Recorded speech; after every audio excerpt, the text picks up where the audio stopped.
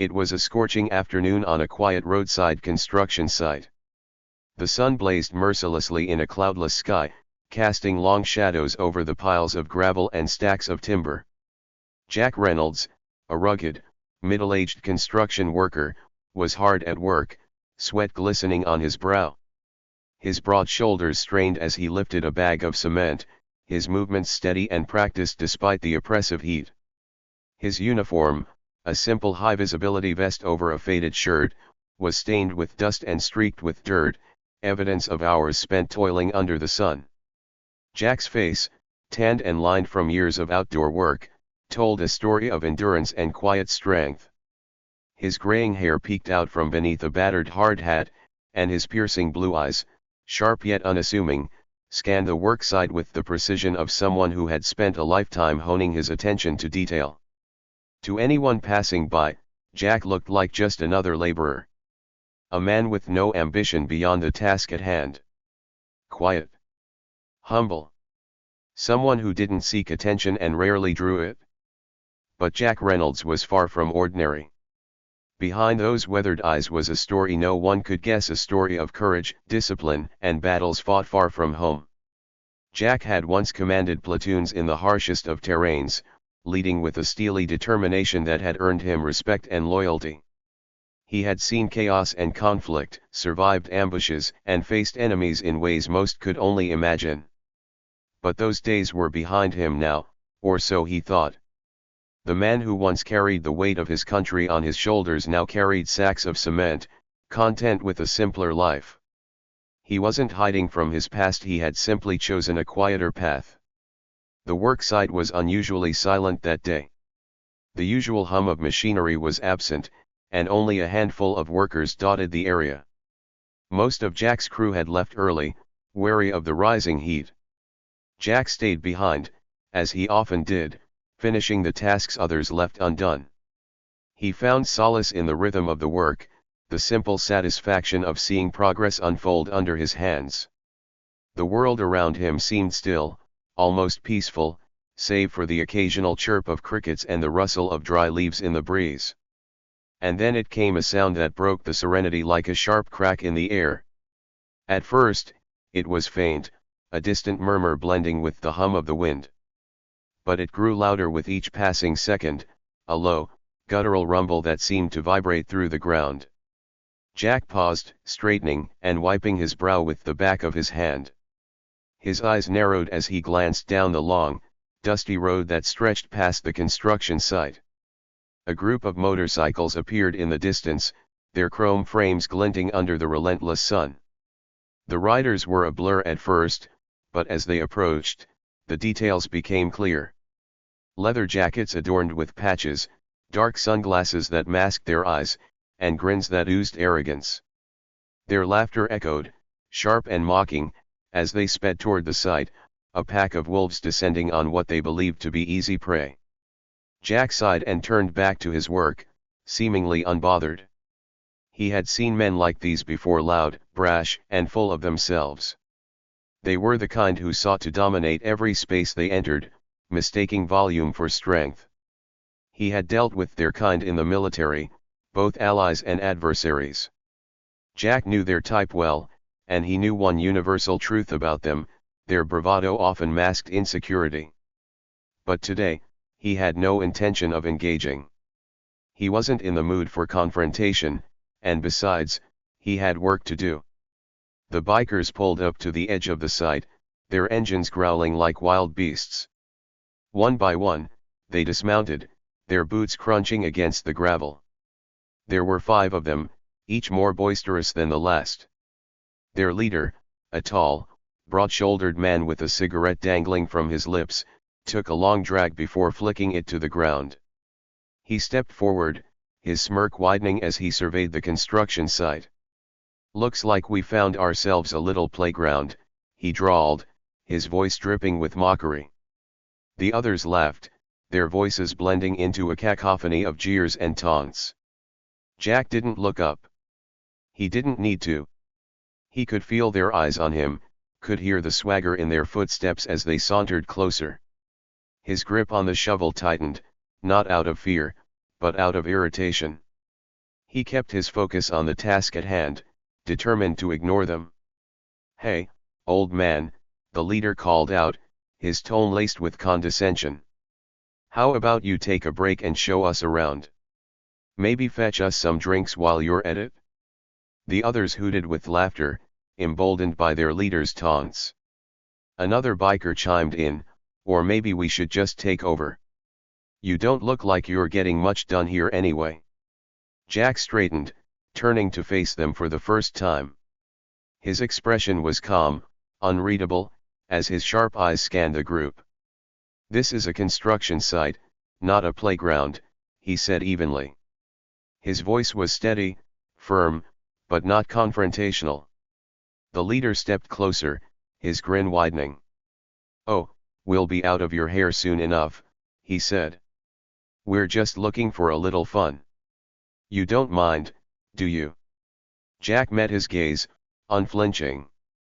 "I do," he said simply. The laughter stopped. The air grew tense as the bikers exchanged glances. The leader's smirk faltered for a moment before he chuckled and stepped back.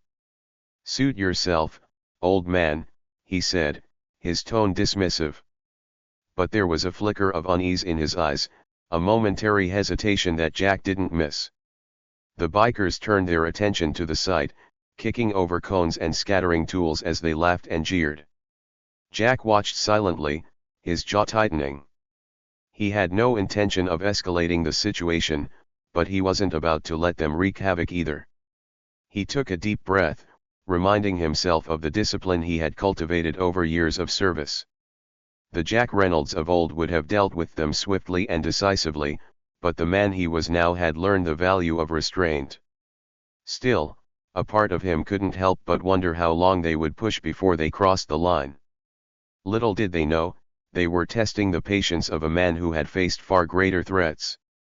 A man who had stood his ground in the face of unimaginable odds. And if they pushed too far, they would learn that even the quietest storms can bring the most devastating reckoning. Jack returned to his work, pretending to ignore the bikers. But his sharp mind, honed from years of military strategy, was already assessing the situation. He noted their body language, their subtle movements, and even the way they positioned themselves. The leader stood slightly forward, clearly the most confident, while the others lingered behind, their laughter more forced than genuine. Jack had seen this dynamic before, followers emboldened by the bravado of a leader, but none truly prepared for resistance. The bikers grew bolder, their antics escalating as they began to treat the construction site like their personal playground. One of them climbed onto an unfinished scaffold, teetering dangerously as he pretended to surf on a steel beam. Another grabbed a sledgehammer, swinging it wildly and smashing a wooden plank to pieces. The sound echoed across the site, sharp and jarring against the quiet hum of the countryside. Jack set down his shovel with deliberate calmness, standing tall as he wiped his hands on his dusty pants. He didn't rush or shout, he simply observed, his expression unreadable. His years in the military had taught him that sometimes, silence was the most disarming response. It unnerved people, forcing them to fill the void with their own insecurities. "Hey, old man, you deaf or something?"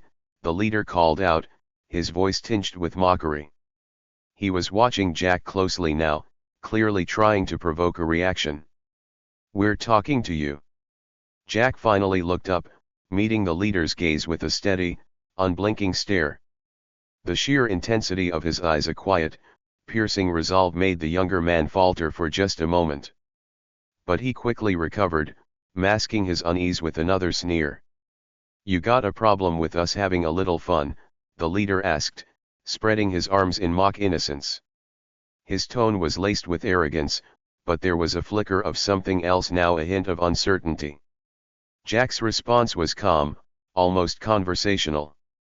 "You're on private property," he said. "And if you're not here to work, you've got no business being here." The bikers erupted in laughter, the leader slapping his thigh as though Jack had just told the funniest joke. "Work," he echoed, shaking his head. "Man, we don't do that kind of thing." That's for guys like you grunts who don't know how to live a little. Jack didn't respond immediately. He let the words hang in the air, watching as the bikers continued their mockery. But he could sense the subtle shift in the atmosphere. The leader's bravado was starting to crack, even if just slightly. There was something about Jack, his calm demeanor, his unwavering gaze, that unsettled him. One of the younger bikers, emboldened by the group's laughter, stepped forward, puffing out his chest. He couldn't have been more than 25, his youthful arrogance shining through as he pointed a finger at Jack. "What are you gonna do about it, huh? Call the cops? Or maybe cry to your boss?" The others laughed, but Jack remained unmoved. He studied the young man for a moment, his gaze cool and assessing. "You should get down from there," he said simply, nodding toward the scaffold where the young biker was now perched precariously. The young man scoffed. "What, you think I'm scared? I could do this all day." To prove his point, he began to sway back and forth, balancing on the narrow beam. The scaffold groaned under his weight, the metal bolts creaking ominously. Jack's expression didn't change, but his voice grew firmer. "That's not built to hold you. If it collapses, you won't walk away from it." The laughter died down slightly as the others watched the scene unfold. The young man hesitated, glancing down at the ground below. The height wasn't extreme, but it was enough to make him reconsider his bravado. Still, he didn't want to back down in front of his friends. "Relax, old man," he said, trying to sound casual. "I've got this."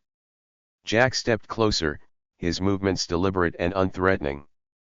"I'm not trying to scare you," he said, his tone even. "But I've seen what happens when people push their luck. It doesn't end well." The young biker swallowed hard, his confidence wavering. But before he could respond, the scaffold gave a loud creak, tilting slightly to one side. Panic flashed across his face as he tried to steady himself, his arms flailing for balance. In a blur of motion, Jack moved. His years of military training kicked in instinctively, his body reacting before his mind had fully registered the danger.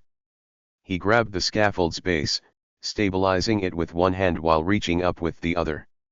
"Hold still," he ordered, his voice sharp and commanding. The authority in his tone left no room for argument. The young biker froze, clinging to the beam as Jack adjusted the scaffold, locking it into place with practiced precision. When he was certain it was secure, he held out his hand. "Come down," he said firmly. The biker hesitated for a moment, glancing at his friends.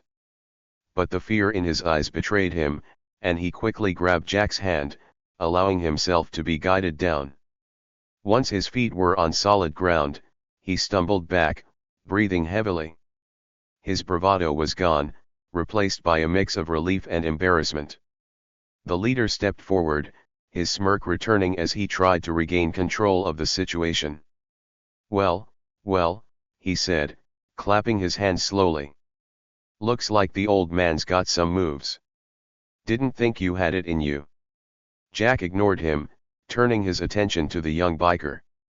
"Next time," he said quietly, "listen when someone warns you. It might save your life." The young man nodded, his face pale. He didn't say a word as he moved to stand with the others, his earlier confidence completely shattered. But the leader wasn't ready to let it go. He stepped closer to Jack, his expression hardening. "You think you're tough, huh?" he said, his voice low and threatening.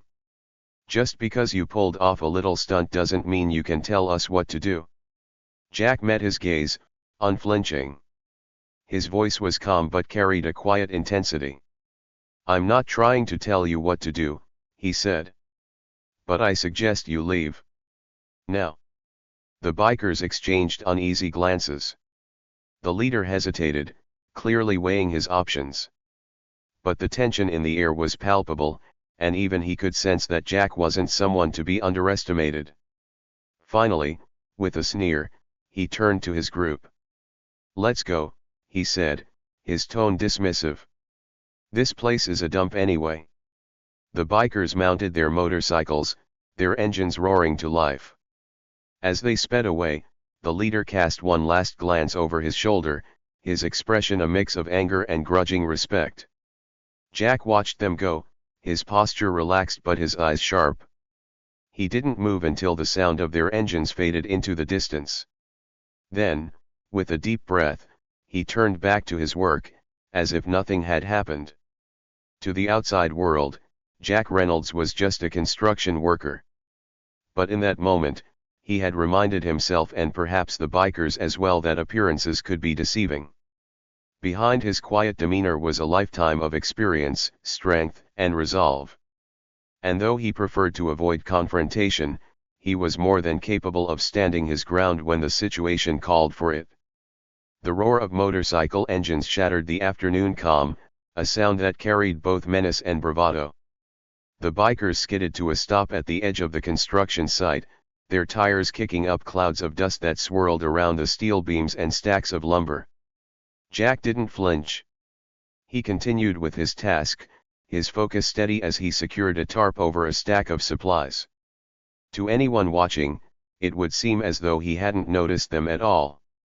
The group dismounted their bikes with deliberate swagger, leather jackets glinting in the sun. Their laughter was loud, cutting through the still air like a taunt. At the forefront was their leader, a tall, broad-shouldered man with a patch-covered jacket, a cigarette hanging lazily from the corner of his mouth. His smirk widened as he surveyed the scene, his eyes locking on Jack. "Hey, old man," the leader called out, his tone mocking. "How about you put that shovel down and grab us some water? You look like you could use a break anyway." The group erupted in laughter, the sound echoing off the skeletal framework of the unfinished building. Jack didn't respond. He didn't even look up. He adjusted the tarp with precise movements, securing it tightly against the wind. His calm demeanor only seemed to embolden the bikers, who exchanged grins as they moved closer. Another biker, younger and wiry, chimed in, "Or better yet, maybe let us take over the whole operation. You don't look like you're getting much done here anyway." His voice dripped with mockery as he leaned against a pile of lumber, casually tossing a nail between his fingers. Jack paused for a moment, straightening his back and wiping the sweat from his brow with the back of his hand. He glanced toward them, his piercing blue eyes briefly meeting theirs before returning to his work. It was a simple gesture, but there was something in that look, a quiet intensity that made even the loudest of the group hesitate for a fraction of a second. "Too good to talk to us, huh?" the leader pressed, stepping closer. His boots crunched on the gravel as he gestured toward the construction site. "What's the deal, old man? You scared?" Jack's silence seemed to irritate them more than any words could have. The leader flicked his cigarette to the ground, grinding it under his heel as he motioned for his crew to follow. They began spreading out across the site, their movements deliberate and disruptive. One kicked over a warning sign, sending it clattering to the ground. Another snatched a traffic cone, tossing it like a toy before hurling it into the dirt. The wiry biker grabbed a loose piece of rebar, spinning it in his hands like a baton. "This place is a dump anyway," he said with a sneer. "You should thank us for livening it up." The others laughed again, their voices loud and grating. Jack's jaw tightened, but he kept his posture relaxed. Years of discipline both in the military and on the construction site had taught him the value of patience.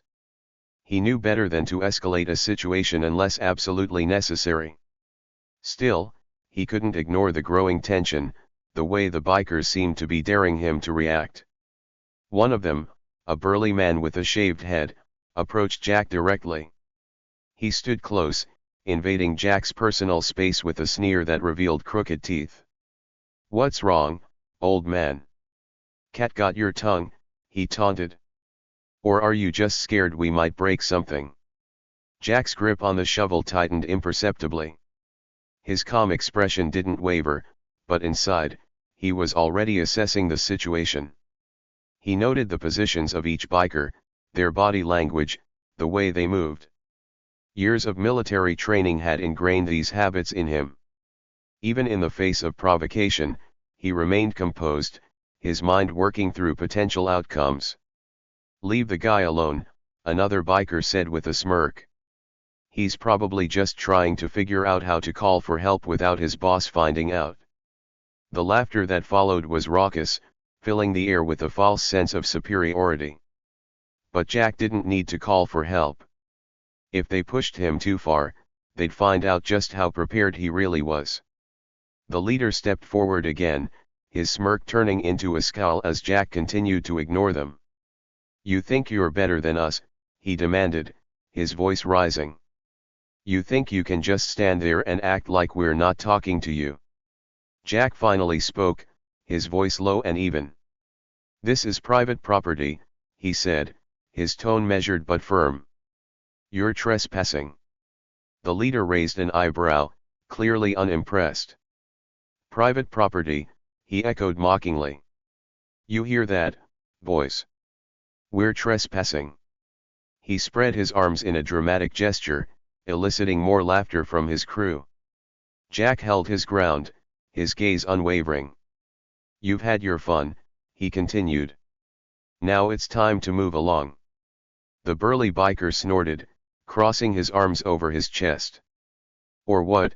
he challenged, his voice dripping with disdain. "You gonna call the cops? Or maybe you'll handle us yourself?" The group erupted into laughter once more, their mockery reaching a fever pitch. But Jack didn't flinch.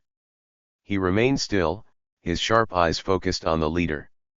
There was no anger in his expression, no fear, just a calm, quiet resolve that seemed to cut through their bravado like a knife. The tension in the air was palpable now, the laughter starting to waver as the bikers realized Jack wasn't reacting the way they had expected. The leader's smirk faltered for a moment before he quickly masked it with a sneer. He took a step closer, his tone turning more aggressive. "You don't get it, do you?" he said, his voice low and menacing. "We're not going anywhere until we're good and ready. So why don't you make yourself useful and—" Before he could finish, a loud crash interrupted him. One of the bikers had knocked over a stack of metal beams, sending them clattering to the ground in a deafening cacophony. The sound echoed across the site, silencing everyone for a moment. Jack's gaze shifted toward the noise, his sharp eyes narrowing. The wiry biker who had caused the commotion grinned sheepishly, shrugging as if to say, "Oops." But Jack didn't see it as an accident. It was a deliberate act of disrespect, a challenge meant to test his patience. And though he had plenty of that, he wasn't about to let them destroy the site without consequence. He turned back to the leader, his voice steady but with an edge that hadn't been there before. "Enough," he said. "Get off this site. Now." The bikers exchanged glances, their earlier confidence starting to waver. There was something in Jack's tone and authority they couldn't quite place, but one that demanded respect. Even the leader hesitated, his smirk fading as he tried to gauge whether Jack was bluffing. "What are you gonna do, old man?" the burly biker asked, though his voice lacked the same bravado as before. "You're outnumbered." Jack didn't answer immediately. Instead, he took a step forward, his movements deliberate and controlled. He stood tall, his presence commanding despite the disparity in numbers. "You don't want to find out," he said quietly, his tone carrying a weight that made even the boldest of them pause. The leader opened his mouth to retort, but the words caught in his throat. For the first time, he noticed something in Jack's eyes, a quiet storm, a strength that wasn't born from arrogance but from experience. It was the look of a man who had faced far greater challenges than a group of rowdy bikers. And in that moment, the balance of power began to shift. The bikers weren't used to hesitation. Their entire dynamic revolved around intimidation, their strength rooted in numbers and noise. But Jack's calm, unyielding presence unnerved them in a way they couldn't fully explain. It wasn't defiance or aggression. It was something far more unsettling, a quiet certainty, as though he knew how this would end, and it wasn't in their favor. The leader straightened his shoulders, trying to reassert control. "All right, old man," he said, his voice loud enough to remind his crew who was in charge. "You think you're tough? Prove it." He took another step forward, his boots grinding against the gravel as he squared off with Jack. The other bikers closed ranks behind him, their smirks returning as they fed off his show of bravado. Jack didn't move. His weathered face was unreadable, his hands resting calmly at his sides. The leader gestured around the site with exaggerated flair. "This is your kingdom, huh? A bunch of rusty beams and broken down equipment. Looks like you've been playing in the dirt your whole life." The group burst into laughter again, but it was weaker this time, less certain. Jack's lack of reaction had dulled their momentum, and the leader could feel it. He needed something more, something to tip the balance back in his favor. "You know what," the leader continued, his tone turning sharper. "Maybe we should stick around. Make this place more interesting." With that, he kicked over a stack of traffic cones, sending them scattering across the site. Another biker followed his lead, picking up a discarded wrench and tossing it toward a pile of tools. The clatter echoed loudly, breaking the fragile silence. Jack's eyes flicked toward the mess, but he remained still. His voice, when it came, was steady and calm, cutting through the noise like a blade. "You've had your fun," he said, his tone firm but not raised. "Now leave." The simplicity of his words only seemed to irritate the leader further. "Leave," he echoed, his voice dripping with mock disbelief. "You don't get to tell us what to do, old man. Not here, not anywhere." The burly biker chimed in, stepping forward to stand beside the leader. "Yeah," he said, his voice a deep growl. "Maybe we'll stay a little longer. See what else this place has to offer." Jack shifted his weight slightly, his posture still relaxed but his focus razor sharp. His years of military service had taught him how to read situations like this, how to anticipate moves before they were made. He wasn't just watching the bikers, he was analyzing them, noting their weaknesses, their patterns. They were loud, impulsive, and overconfident. That made them dangerous, but it also made them predictable. The wiry biker, emboldened by the escalating tension, picked up a heavy chain from the ground. He swung it lazily in one hand, the metal links rattling with each motion. "What do you think, boss?" he asked, glancing at the leader. "Should we show him what happens when people don't show respect?" The leader grinned, his confidence returning as he saw his crew rallying behind him. "Yeah," he said, nodding slowly. "Maybe it's time we taught this guy a lesson." Jack's expression didn't change. He remained rooted in place, his eyes locked on the leader. When he spoke, his voice was quieter, but it carried a weight that made even the bravest of the group pause. "You've made your point," he said.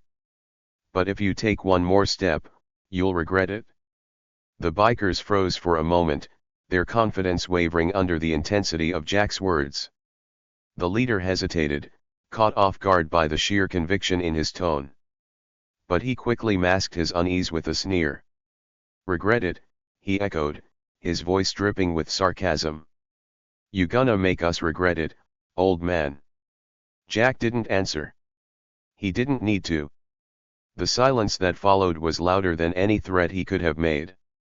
The tension reached its breaking point when the wiry biker, unwilling to let the moment pass, swung the chain toward Jack. It wasn't a full-force attack, more of a test, a provocation. But Jack was ready. His hand shot out with lightning speed, catching the chain mid-swing and yanking it from the biker's grasp.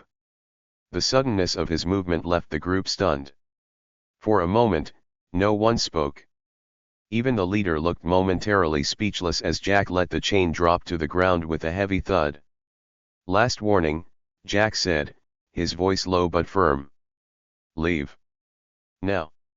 The bikers exchanged uneasy glances, their earlier bravado starting to crack under the weight of Jack's unwavering resolve. The leader clenched his jaw, clearly torn between retreating and saving face. His pride wouldn't let him back down so easily. "You got lucky," he muttered, taking a step back. "But this isn't over." Jack didn't respond. He simply watched as the leader signaled for his crew to follow. The bikers mounted their motorcycles one by one, their engines growling to life. As they sped off, their laughter and taunts faded into the distance, leaving behind only the faint smell of exhaust and the sound of the wind. Jack stood there for a moment, his breathing steady as he surveyed the damage they'd left behind. A few scattered tools, some overturned cones. It wasn't much, but it was enough to irritate him.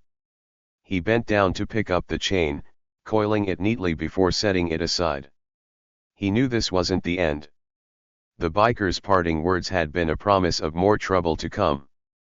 And while he had no interest in escalating the situation, he also had no intention of backing down.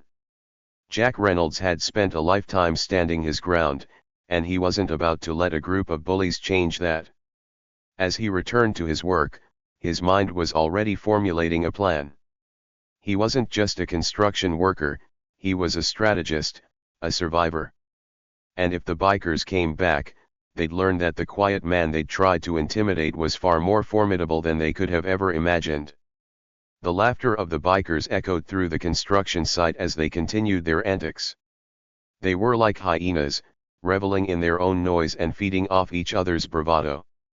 One of them, a lanky young man with tattoos snaking up his arms, knocked over a toolbox. Wrenches, screwdrivers, and bolts spilled onto the gravel in a loud clatter. He kicked a wrench across the site like a soccer ball, grinning at his friends. "Oops," he said mockingly. "Guess the old man needs to clean up after us now." Another biker, bolder than the rest, made his way to an unfinished scaffold near the center of the site. It was tall and skeletal, a patchwork of steel beams waiting to be reinforced. The biker climbed up with exaggerated theatrics, waving his arms as if he were a king atop a throne. "Look at me," he called out, his voice loud and mocking. "I'm running the show now." The group howled with laughter, their jeers bouncing off the steel and gravel. Jack stood near a stack of materials, still as a statue. His silence was deliberate, his face an unreadable mask. But to a trained eye, his body language told another story. His shoulders had squared slightly, his stance subtly shifting as if bracing for an unseen storm. His jaw was clenched just enough to hint at the tension simmering beneath the surface.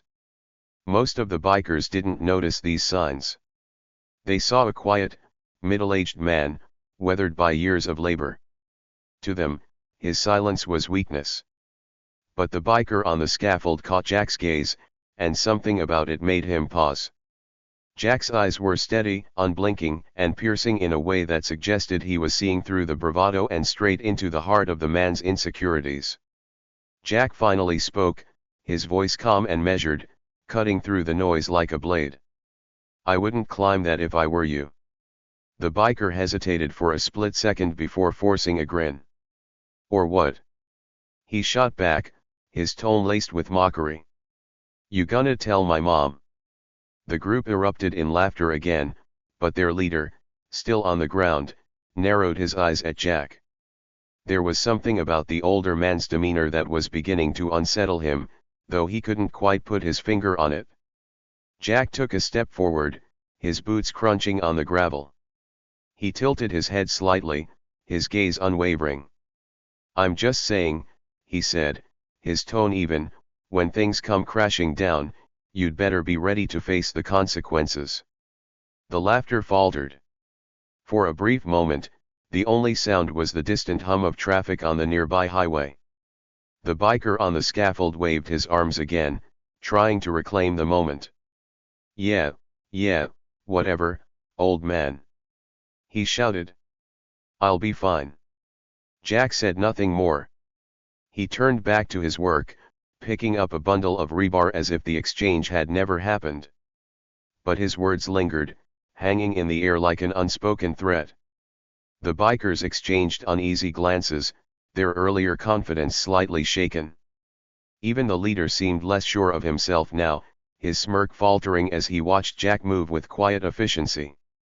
The lanky biker kicked another tool across the ground, desperate to reignite the group's energy. "Come on, guys," he said, his voice louder than necessary. "The old man's just bluffing. Let's see what else we can mess with." They moved toward the machinery, poking and prodding at the equipment with feigned curiosity. One of them climbed onto a backhoe, mimicking the motions of a driver as he made exaggerated engine noises. Another picked up a sledgehammer, swinging it lazily at a stack of wood planks. Jack glanced toward them, his eyes narrowing.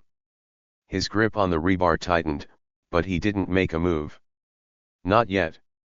He knew how to wait, how to let his opponent overplay their hand. It was a skill honed over decades of military service, watching, calculating, and striking only when the moment was right. One of the younger bikers, emboldened by the apparent lack of resistance, approached Jack directly. He was wiry, but wiry in a way that suggested he'd been in more than a few street fights. He carried a crowbar in one hand, spinning it like a baton as he sauntered up to the older man.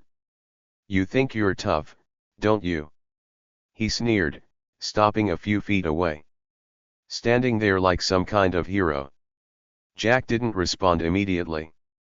He set the rebar down with deliberate care, straightening to his full height. Though he wasn't a particularly tall man, his presence seemed to grow in that moment, filling the space between them. When he spoke, his voice was calm but carried an edge that hadn't been there before. "Put the crowbar down," he said simply. The biker blinked, caught off guard by the sudden authority in Jack's tone. He hesitated, glancing back at his crew for reassurance. But they were watching Jack now, their earlier bravado fading into a collective unease. There was something different about this man, something they couldn't quite place. The leader stepped forward, his jaw set in defiance. "Enough of this," he barked, trying to regain control of the situation. "We're not scared of you, old man." Jack's gaze shifted to the leader, his expression unreadable. "You should be," he said quietly. The words hung in the air like a challenge. For a moment, no one moved. The bikers looked at each other, their earlier confidence now replaced with a growing sense of doubt. Even the leader seemed unsure, his bravado cracking under the weight of Jack's unyielding calm. "Who do you think you are, huh?" the leader demanded, his voice rising in frustration. "Some kind of tough guy?" Jack's lips twitched, almost into a smile. But it wasn't a smile of amusement. It was the kind of smile that comes from knowing something the other person doesn't. "Something like that," he said, his tone deliberately vague. And in that moment, the bikers began to realize that they were not dealing with an ordinary construction worker. Jack Reynolds wasn't just a man with a shovel and a strong work ethic. He was something else entirely, a force they had underestimated, and one they were dangerously close to provoking. The storm was coming, but they didn't see it yet. The tension at the construction site had thickened, the oppressive heat of the afternoon mirrored by the charged atmosphere. The bikers weren't laughing anymore. Their raucous energy had dulled to a simmering restlessness, their earlier bravado now tinged with unease. Jack's calm, controlled demeanor unnerved them more than any shout or threat ever could. The wiry biker with the crowbar glanced back at his leader, looking for guidance. "What's the plan, boss?" he muttered under his breath, his voice lacking the cocky edge it had carried earlier. The leader squared his shoulders, trying to project confidence. "The plan," he said loudly, so everyone could hear, "is to remind this guy who's in charge." He turned back to Jack, his smirk forced but still in place. "You're not scaring anyone, old man." Jack didn't reply. He simply stood there, hands resting at his sides, his eyes steady and unflinching. It wasn't what he said or didn't say that unnerved them. It was the way he carried himself, like a man who had seen worse than they could ever imagine. A man who had faced chaos and walked away stronger. The biker on the scaffold, still perched precariously on the steel beams, broke the silence with a shout. "Hey, boss. Maybe he's a statue. You think if I throw something, he'll move?" He laughed nervously, picking up a loose bolt and tossing it in Jack's direction. It clinked harmlessly against the ground, but the act made the rest of the group tense up, waiting for Jack's reaction. Jack tilted his head slightly, his gaze shifting to the biker on the scaffold. "You really shouldn't be up there," he said evenly, his voice carrying an almost fatherly tone. "Those beams aren't stable." The biker laughed again, though it sounded forced. "What, you worried about my safety now? Cute." He stomped on the beam beneath him for emphasis, but the metallic groan it emitted wiped the grin from his face. He wobbled slightly, catching himself on a nearby support. Jack didn't move, but his eyes remained locked on the biker. "I warned you," he said softly. Down below, the leader waved a hand dismissively. "Cut the drama, old man. You're not impressing anyone." But even he wasn't convinced of his own words. There was something about Jack's presence, something he couldn't quite place, that made the hairs on the back of his neck stand up. It wasn't fear, not yet, but it was close. The wiry biker with the crowbar decided to test the waters further. He stepped closer to Jack, swinging the crowbar lazily in one hand. "So, what's your deal?" he asked, his tone attempting to be casual but failing. "You some kind of tough guy? Ex-cop or something?" Jack's lips twitched, almost into a smile. "Something like that," he said, echoing his earlier words. The response wasn't what the biker wanted. It wasn't enough to provoke him, but it wasn't dismissive either. It left too much to the imagination, and that was dangerous. The leader clapped his hands, breaking the uneasy silence. "All right, enough talking. Let's see how tough this guy really is." He pointed to the sledgehammer resting against a pile of wood. "Why don't you pick that up and show us what you've got?" Jack's eyes flicked to the sledgehammer, then back to the leader. "You're not ready for that," he said simply. The leader bristled. "Not ready," he repeated, his voice rising. "For what? You think you're better than us, huh?" Jack didn't answer. Instead, he bent down slowly, picking up the sledgehammer with ease. The bikers watched in silence as he hefted in one hand, testing its weight. The way he handled it effortlessly, like it was an extension of his arm, sent an unspoken message: this was a man who knew how to use it. The leader's smirk faltered, but he quickly masked it with a laugh. "All right, tough guy. Show us what you can do." Jack didn't hesitate. He turned toward the stack of planks the bikers had been playing with earlier. With a single, fluid motion, he swung the sledgehammer, splitting the wood cleanly in half. The crack of the impact echoed through the site, the sheer power behind it leaving the bikers momentarily speechless. Jack straightened, the sledgehammer resting easily on his shoulder. "Satisfied?" he asked, his tone neutral. The leader recovered quickly, though his confidence was visibly shaken.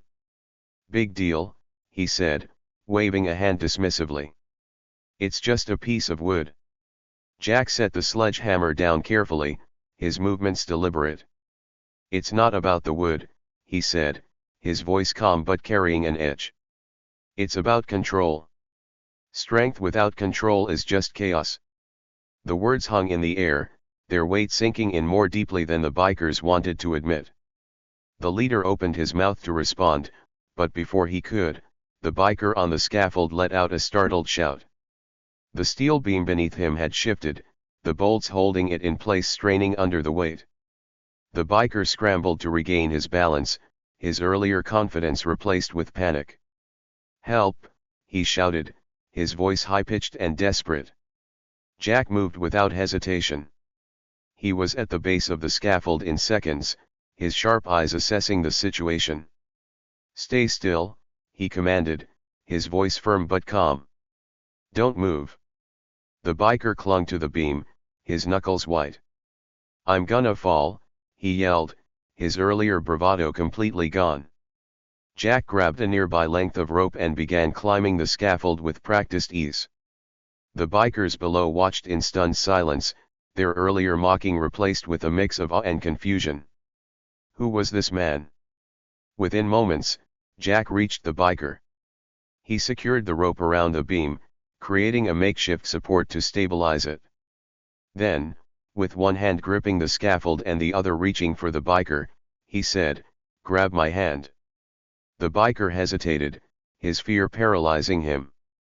I can't," he stammered. "You can," Jack said firmly. "Trust me." Something in Jack's voice broke through the biker's panic. He reached out, his trembling hand meeting Jack's steady grip. In one swift motion, Jack pulled him to safety, guiding him down the scaffold step by step until they were both back on solid ground. The biker collapsed onto the gravel, breathing heavily. You saved me," he said, looking up at Jack with wide eyes. Jack didn't respond. He simply nodded, turning back to the rest of the group. His gaze swept over them, sharp and assessing. For the first time, the bikers looked genuinely unsettled. They weren't dealing with an ordinary man, they knew that now. But they still didn't know who he really was. The leader tried to salvage the situation, forcing a grin. "Guess you've got some skills, old man.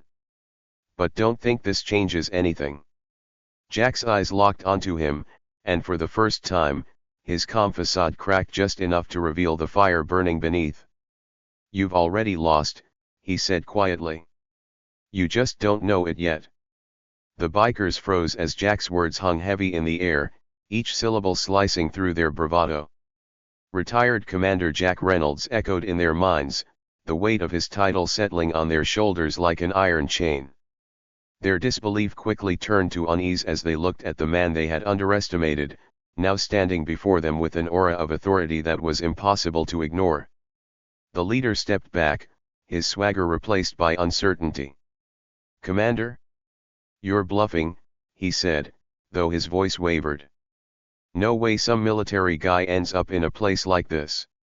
Jack didn't bother responding. Instead, he calmly reached into his pocket, pulling out a small, worn coin.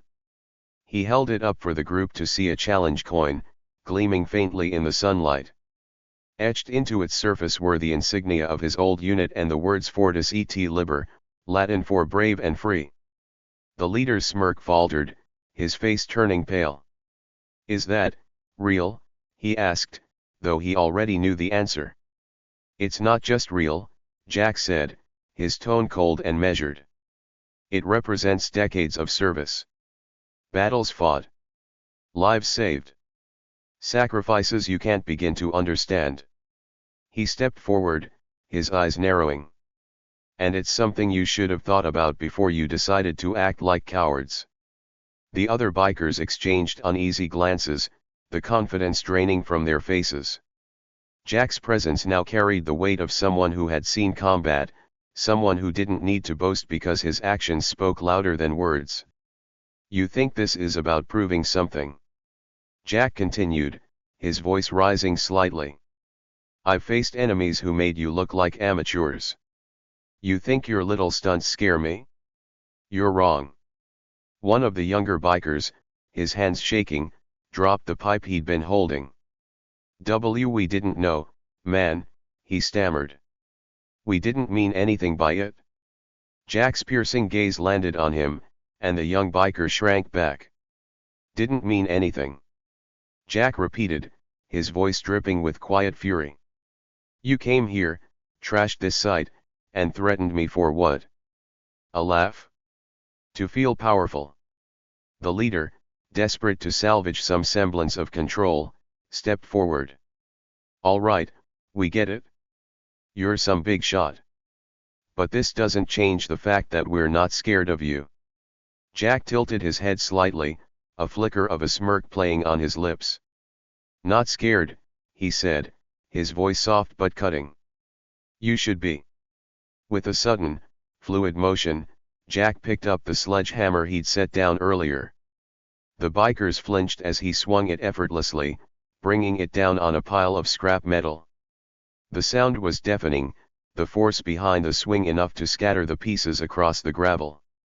Jack turned back to the group, his expression unreadable. "Strength isn't about destruction," he said, his voice calm but commanding. "It's about discipline. Control. Something you clearly lack." The scaffold groaned behind him, the earlier damage from the bikers' antics becoming more evident. Jack glanced at it, his sharp eyes assessing the situation. "Get out of here," he said firmly. "Now. Before someone gets hurt." The bikers hesitated, their bravado crumbling under the weight of Jack's authority. But the leader, still clinging to his pride, refused to back down. "You can't tell us what to do," he spat. "You're just some washed-up soldier playing construction worker."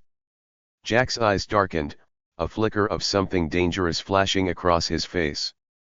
He stepped closer, his imposing presence forcing the leader to take a step back. "Washed up?" Jack repeated, his tone icy. "You think my uniform makes me dangerous? It's not the uniform. It's the man who wore it. And I promise you, you don't want to see what that man is capable of." The leader's defiance faltered, his confidence finally shattering. He glanced at his crew, hoping for support, but they were already backing away, their fear evident. "Let's go," one of them muttered, his voice barely above a whisper. "This isn't worth it." The leader hesitated, his pride warring with his fear. But as Jack stepped closer, his gaze steady and unyielding, the decision was made for him. "Fine," he snarled, throwing up his hands. "We're leaving." The bikers scrambled to their bikes, their earlier arrogance replaced by panic. Engines roared to life, and one by one, they sped off down the road, their taunts and laughter silenced. Jack watched them go, his expression calm but resolute. When the last bike disappeared over the horizon, he turned back to the mess they'd left behind. The scattered tools, overturned signs, and damaged scaffold were reminders of the chaos they'd brought but also of the order he had restored. As he bent down to pick up a fallen hammer, a voice broke the silence. "Jack." He looked up to see his supervisor, a wiry man named Carl, standing a few feet away. Carl had been watching from a distance, too stunned to intervene. Now, his face was a mixture of awe and disbelief. "Is it true?" Carl asked, his voice barely above a whisper. You were really a commander." Jack straightened, wiping the sweat from his brow. "Was," he said simply. "A long time ago." Carl shook his head, a faint smile tugging at his lips. "You could have taken them all down if you wanted to." Jack shrugged. "That's not what it's about."